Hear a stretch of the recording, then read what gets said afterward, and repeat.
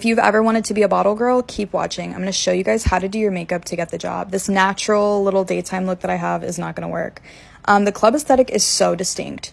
You need to look a certain way in the club and in photos. And it's like this glam, bold, matte type of makeup look. I would usually use a long-lasting primer like the first one I showed, but I'm just taking some like updated headshots tonight. So I don't need it to last all night. You want to carve out the brows. A super defined brow is really important for this look. You don't want to do a feather brow. You don't really want to do a natural brow or a soap brow or anything like that. You want it to be defined, structured, and bold. Then I'm taking a foundation. So leave the tinted moisturizer in the drawer. Anything with SPF is not going to work for this look.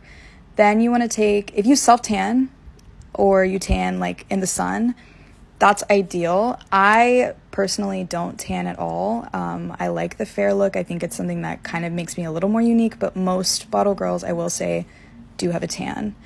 Going in with some cream contour, super important.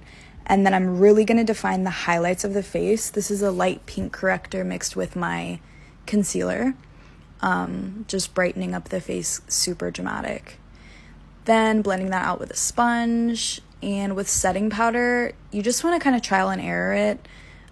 Take some flash photos of yourself and make sure you're not going to get crazy like white flashback, but you do want to look bright in pictures. So I'm just taking my Fenty Lavender and putting that on the super bright parts of my face, and then I set the rest with more of like a skin tone translucent powder. Like I said, for the brows, you just want them to be kind of structured. So I'm taking a little retractable brow pencil. Then I'm taking bronzer, a peachy blush. You can also use like bright pink. Contouring my nose, you definitely want to look like rhinoplasty vibes. Then I like a loose highlighter just because it looks really reflective and glowy and it catches the light really nicely. And you guys will have to meet me in part 2.